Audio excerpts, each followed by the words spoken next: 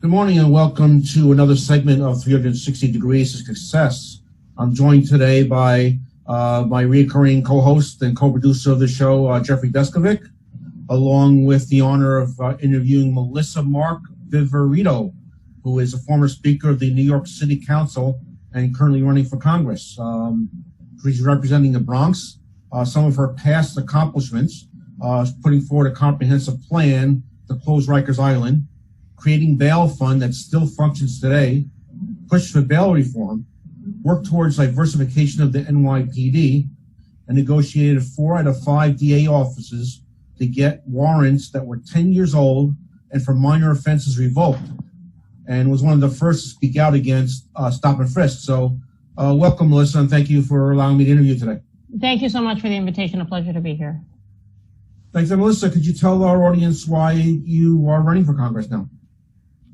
Well, I'm running for Congress because I feel that we're in an urgent moment, an emergency moment in our country's history, right, where we have an occupant in the White House who's literally destroying our democracy before our eyes, who has communities of color in particular in its bullseye, who's implementing policies that are hurtful to our very existence. And so for me, it was really imperative to have strong voices, people that are coalition builders, who have a track record of accomplishment and success, to be representing a district like this district. The 15th Congressional District in the Bronx is considered one of the poorest urban congressional districts in the country.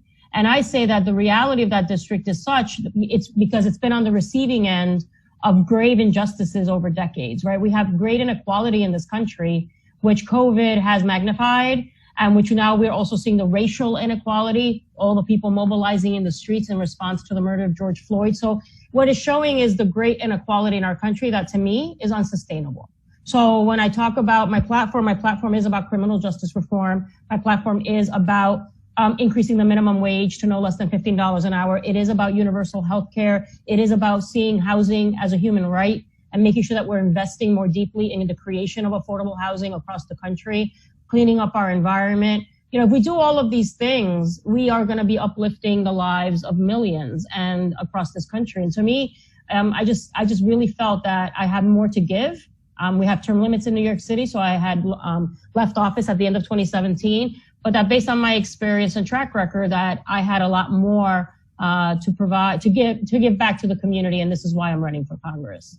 You know, speaking of which, Melissa, a question I wanted to ask you dovetails with your answer.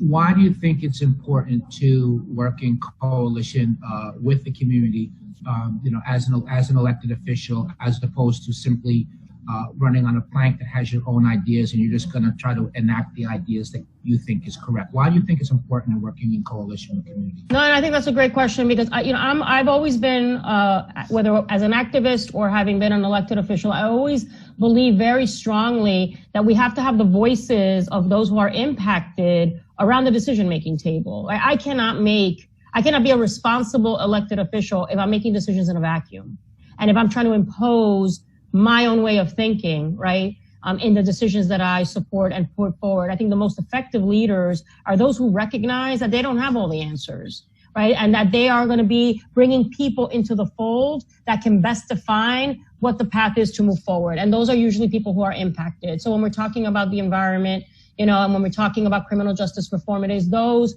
who are formerly incarcerated in some cases, right? The closing of Rikers Island was something that I embraced, but the plan had been something that advocates have been calling for years. And that it was basically the voices of those who have been formerly incarcerated and were living the reality of the inhumanity, right, of Rikers Island that really shaped that plan.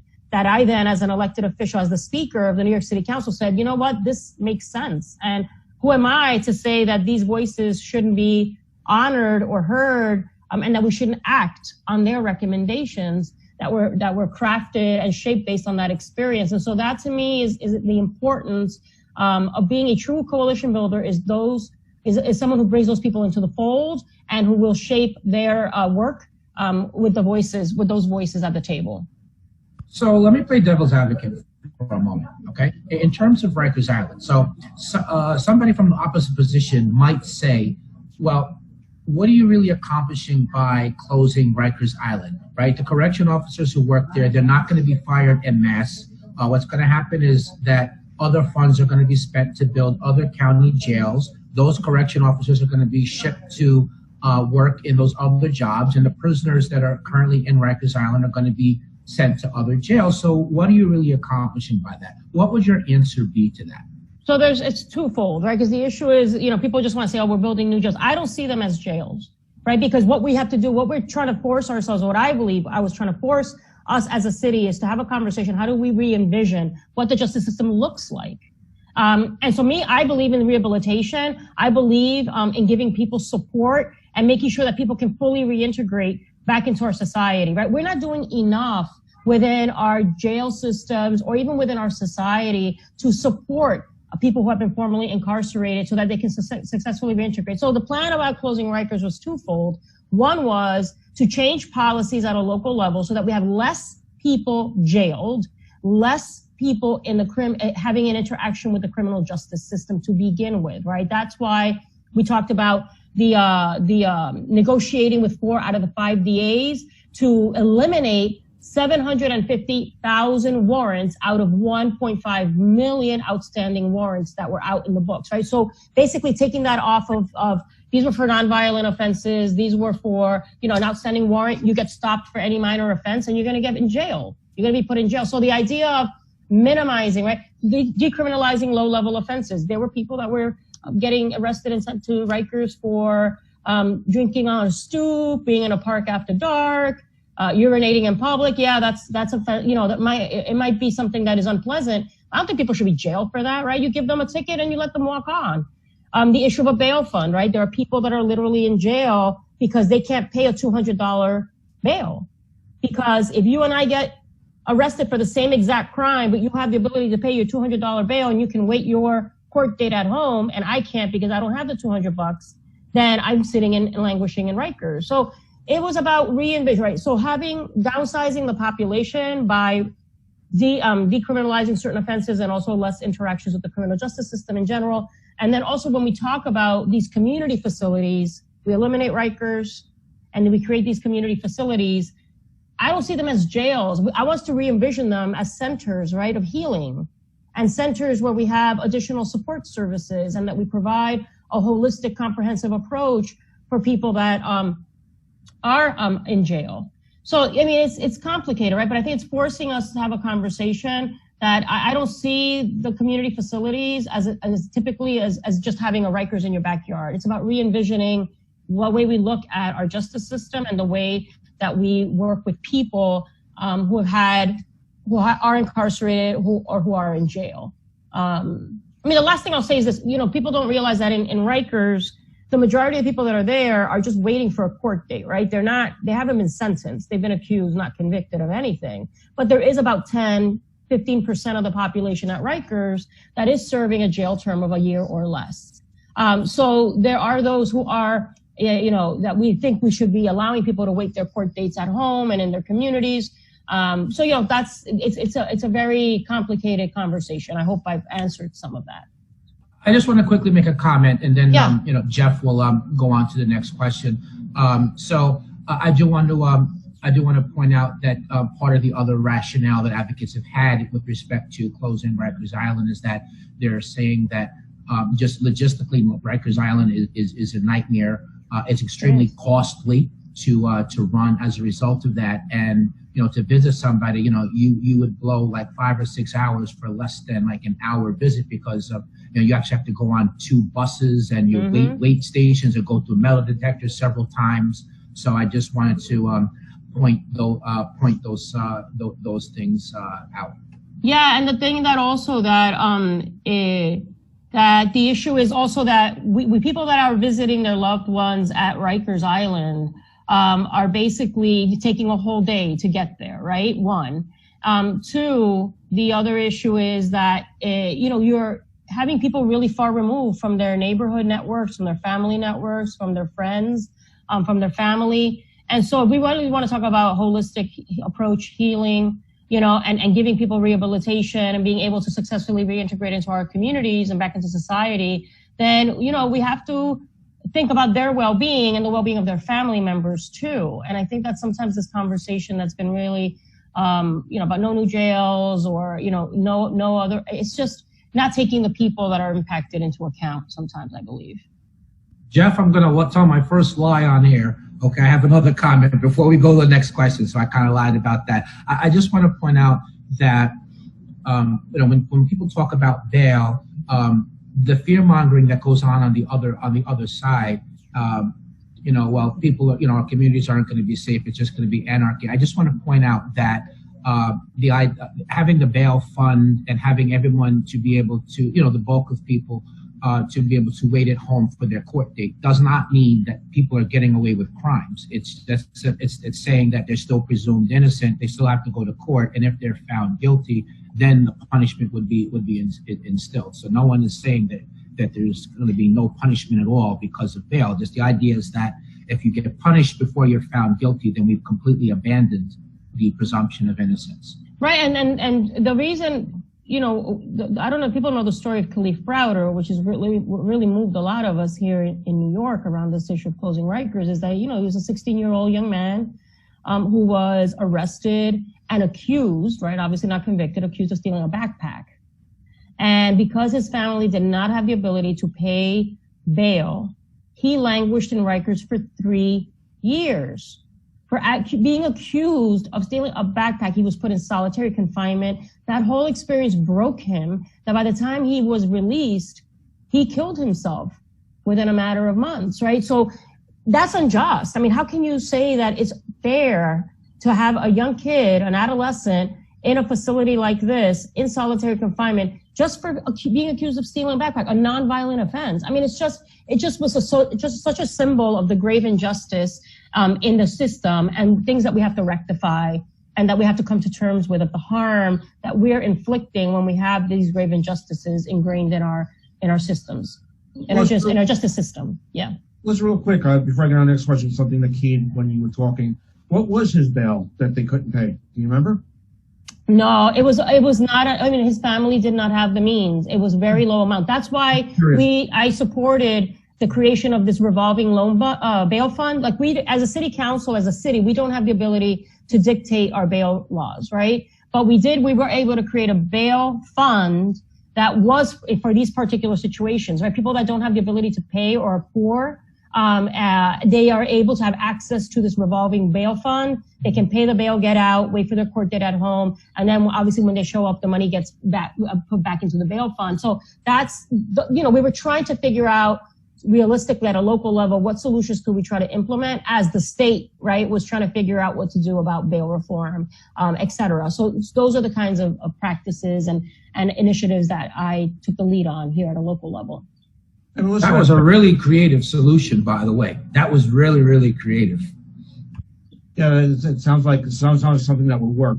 One of the things I also read about, Melissa, is you're committing to introduction of federal legislation, the past Commission on Prosecutorial Misconduct, which is a huge issue, something that I've learned a lot about in my friendship and years that I've known Jeff Deskovic, and it's something we can probably talk about for hours on end. And just the craziness that happens with the prosecutorial misconduct. A perfect example is the Brooklyn DA Anna Nicolazzi, who has been talking about her perfect 100% record for years now. Shouldn't that in and of itself be a red flag that a prosecutor has never lost a conviction? I mean, that's craziness. I mean, well, this is where we're talking about, I'm not a lawyer, obviously, but this is where impacted people and the experiences are key, right? This is something that obviously I'm learning a lot about as well, but we've seen it happen.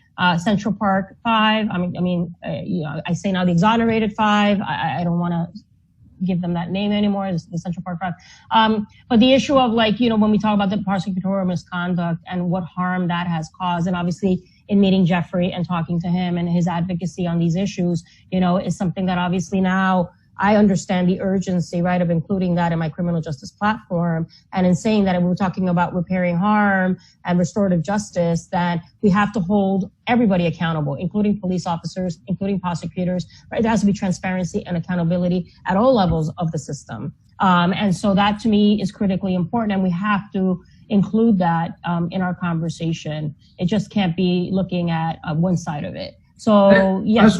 I'm sorry. Yeah, go ahead. And I just wanted to add, Jeff, the issue of prosecutorial misconduct, I mean, that's not limited to the state. That also is a federal issue. I mean, Department of Justice at times, or even, some of the, what they call them, AUSAs, the prosecutors, the federal prosecutors. I mean, they're not exempt from committing misconduct. I mean, one of the more famous cases that happened, even just to a Republican, Senator Stevens, that was later determined to have involved prosecutorial misconduct. And when people talk about wrongful conviction and reforming the system, they're really not talking about, for the most part, fixing anything federally. They're talking about trying to fix it state by state, but there is actually a federal criminal justice system, and that's one of the things that has me really excited about Melissa, is because she is willing to work towards the passage of the Commission on Prosecutor Conduct federally. Yeah, and I think what you mentioned is important. I mean, there are issues, states could do it state by state. There's some issues that I think have to be dealt with at a federal level, like when we talk about immigration, right? Immigration reform has to happen at a federal level. We tried at a city level to figure out what we could do in light of the absence of something happening. Same like we were just talking about bail reform, the absence of state action. We were trying to figure out at a local level, at a municipal level, like what can we implement to try to bring a little bit more equality, right? And try to be a little bit more fairness. But there are those issues that have to be dealt with comprehensively and have to be dealt with at a national level. And I think that this is one of them. Speaking of that, Melissa, I wanted to ask the next question. Do you support victim-driven restorative justice? Why? And how will you implement restorative justice if you are elected? Yes, definitely. So, I mean, and again, I think this is something that we were trying to do at a local level. So the restorative justice model is basically what we were talking about at the beginning with regard to putting people, right, in the center of decision making. And when we talk about repairing the harm, we have to talk about everybody involved in that system. We implemented, I've been saying lately, when I was speaker, towards the end of my second term, which was the end of the Bloomberg administration and mayoralty year, I was a really fierce and one of the most vocal critics in the city council around his stop and frisk policies, which were really disproportionately impacting communities, the one I live in and that I represented, communities of color. At the height of it, it was about 700,000 stop and frisk. It was horrific. And so we were very vocal about it. But in those conversations and in that discussion, the community was, asking for some sort of reforms of the police department. Amongst the issues highlighted was the issue of community policing, right? Which for many years in discussions of reforming police departments, the issue of community policing has been discussed. So when I became speaker, I did support that. And that led to bringing on more police officers that were solely going to be dedicated towards implementing a community policing program in the NYPD. Right now, I don't believe that that's enough. And hindsight is always 20/20. I probably would have said, look, we should be taking money and putting it into practices and into efforts that really bring the community more into the conversation and that try to be more holistic, right? But at the same time that we did that, we also were investing taxpayer dollars in pure violence programs, which I think is one method of restorative justice as well, into mental health services and expanding that. So there were other social services that we were also investing in to provide some balance. So it is about the idea of centralizing the solutions in communities and that those that are impacted have to be part of the decision-making process. So I definitely want to support the call of investing more deeply in these types of services and not just beefing up the police departments or law enforcement across the country, right? It's not about militarizing our police forces, and it is not about just expanding the police force. It is about also putting more money in the educational system, putting more money on the ground, putting more money in social services, opportunities for our young people, summer youth programs, after-school programs, universal pre-K, which I think we should have, those kinds of things, which basically is a more holistic approach. So I definitely support a restorative justice model, and I want to be a vocal advocate on behalf of those issues.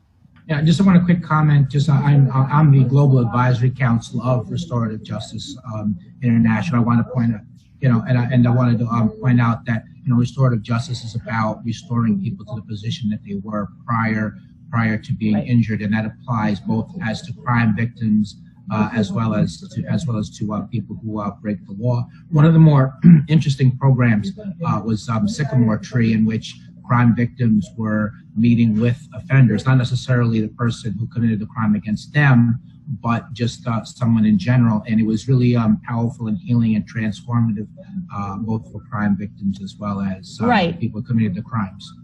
Yeah, I mean, I've read of different models, and I'm just forgetting the professor's name. He's actually at John Jay, and he wrote a book about it. But the idea of like interrupting violence, right? But the idea of sitting in a room with those who are impacted, right? Not only the victim and the person who inflicted the harm, but also, right, with the prosecutors and with other aspects of law enforcement, and just putting everybody in a room and talking about, you know, trying to interrupt and break that cycle of violence. And sometimes, you know, there's some theories, I don't know if it continues to be supported, but, you know, that is really well known to everyone, that there's just a select few, right, people within a community that are usually the ones that are inflicting grave harm. And there's ways of really breaking that cycle by bringing people into the conversation that have been the victims of that violence, and those people that are inflicting the violence, and those who are, you know, in charge of prosecuting and arresting, et cetera. There's like all these different layers of the system that are involved in this process and have to be part of the conversation. But accountability is key,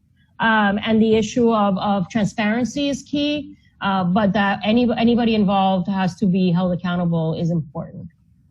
That is important because, you know, just again to quickly comment, I mean, just as a country, we have a 68% recidivism rate. So if people are not rehabilitated, you know, while they're incarcerated, then the likelihood of them committing crimes once they're eventually released is higher. And certainly restorative justice, you know, it can be an important part of that. So I just wanted to make that comment. Jeff, you want to ask the next question? Yeah. One of the other things, and in regards to that same topic, we talk about college or education and helping the rate of prisoners once they're released not to get back in. And one of the things is college education for prisoners that Melissa has a position on. And again, I know how important it is working with Jeff and a couple other organizations. And I actually went to a prison with Jeff about 2 years ago to watch a graduation of inmates who were getting their bachelor's degrees, right, Jeff?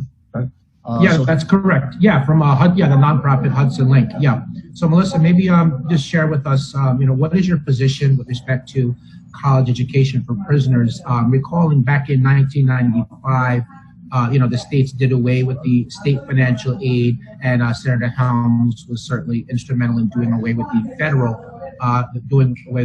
aid. So what is your position with respect to college education for prisoners, and would you be working towards reinstating college? Well, it's funding. It's not the college itself. It's and you're talking about within the prison system, right? Yes, you're talking about within the prison system. Yeah, I mean, one of the things that was that I was I talked about, and this is early on, you know, one of the things that Bloomberg did do was almost strip away all types of programming that was happening within our prison systems. And GED and education, college education was one of them. But, you know, the issue of when we talk about like the closing of Rikers and re-envisioning what our system looks like, when we talk about these community facilities, which I refuse to call them jails, it is really about it being a center of healing, right? Where you have a whole bunch of services where you could have, you know, GED and college education happening, where you could have mental health support and services happening, where you could have, you know, people that are looking for jobs, figuring out like how to start charting a path of exit, right? And reentry. That's important, right? And not just looking at people who are sent to jail as like castaways and, you know, rejects, right? That we completely looked away from and turned our backs from. You know, there's families here, there's individuals. We want people to be able to be productive citizens and reintegrate, productively and in a healthful way. So that's to me is important that those kinds of services be provided. So it's not just about education, but it's all these other wraparound services too, which I think is the way I envision what these community facilities look like. And I refuse to call them jails, because I'm not thinking, when you hear jail, you're literally thinking about placing a Rikers Island in someone's backyard. And that is not what we were talking about when we were talking about closing Rikers. So I do support that kind of more holistic, comprehensive approach, which includes a college education as well. So I just want to quickly, maybe even a GED, right? Depending on what it is, but any sort of educational support is important, and we would want to, we should be embracing that as a country as well. Yeah, I just want to point out, if we're going to release people back into the community, and it's important to understand that the bulk of prisoners are going to be returning back to society. If we don't afford them educational opportunities, GED, vocational training, or college, and they're just released without any skills, they're not going to be in position to get gainful employment. And as such, the temptation recidivism goes back. Right? Yeah, recidivism comes back, and now instead of paying into the tax base, they're drawing from it because they'll have to be paid, have to pay to, to incarcerate them. That's certainly right. That's certainly not free. And but also it also includes housing. Yes. There's stipulations right now where someone who is formerly incarcerated, if they live in public housing or they lived in public housing before with a family member, they can't be in that public housing. They can't be in any sort of, subsidized housing. So the issue of housing is critically important as well. If we don't want recidivism, then we need to be able to, like, when people exit, they have to be able, right? We have to track them, help them with getting jobs, help them also with having housing opportunities. And so that we have to stabilize those kind of basic needs so that people can then be able to move forward. And that, to me, are things that we have to look at. We should not be able to putting a black mark, on someone's, after someone's name that is going to prevent them from being able to find housing and being able to get a job. So yeah, those are other issues to consider as well. Speaking of a black mark, that brings to mind, the criminal justice issue, ban the box, where people disclosing their record ahead of time prior to a job being offered, and even the disturbing practice related to that, educational institutions wanting college applicants to disclose their history and have that factor into whether or not they're allowed to go into a higher education institution. To me, if somebody is applying for college, they're obviously planning to live a crime-free life.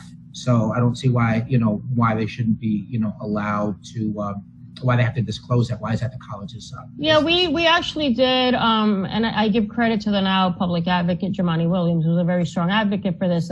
We did pass a ban the box legislation in the city council. It didn't go as far as we would have liked it. Any piece of legislation, it's not static. It can be amended and it can be improved upon and strengthened. But the idea of that legislation is that instead, you cannot ask someone at the front end about their history, right? You got to be able to remove any sort of stigma, let the person apply, have a conversation with that person about their skill sets, and without that influence, right, of having checked the box and said, yes, I have some sort of a criminal past. Because there are people that want to get ahead, and we've got to give people an opportunity to be able to do that. So the idea of not having that be at the front end, but maybe as towards the end of the process, if that person is being seriously considered, that you're able to look at that person comprehensively and without having that stigma attached to them. I think that that's important, and that's a conversation that we also should be having at a federal level. Listen, these are all very important and issues and ideas that you're going to bring forward once you're in office. And just Jeff and I spoke about this topic numerous times. Well, no system can ever be perfect. You got to try to make it perfect. You can't just say, well, it can't be perfect, we shouldn't do anything. So you have to start doing these things to try to get it there as soon as possible. So, and that's what we did, when I became the Speaker of the City Council as a progressive, it was about, like, how do we move that goalpost forward, right? How do we implement policies and legislation in this city that is going to move us more into a direction where we are looking at the humanity of people and trying to, demonstrate that we embrace everyone, right? When we talk about our immigrant communities, I am a strong advocate for our immigrant communities, particularly undocumented. And, I wanted to show that we are a welcoming city by implementing a municipal identification program in the city of New York that is open to everybody, regardless of your immigration status, right? By establishing a legal fund, in the city of New York that we invested taxpayer dollars into, that provides legal representation to those who are facing deportation proceedings. That had never happened, right? People were going to their deportation proceedings without legal representation because it's not mandated, right? It's not a criminal offense. So in that case, we set up a bail fund that now allows people to have legal representation. So, there's messaging that we want to send. So we wanted to figure out how do we advance, and then we keep pushing that goalpost further and further and further, and push ourselves to be a better city, right, and a better country. And that's the moment we have right now, right, is this window of opportunity where we have a major reckoning to do in this country, about our past, about how do we reconcile that, how do we repair the harm that we've inflicted. That's really the conversation we're having right now, and that we got to seize the moment and push that comfort zone and go beyond and make sure that we're making substantive change happen in this country.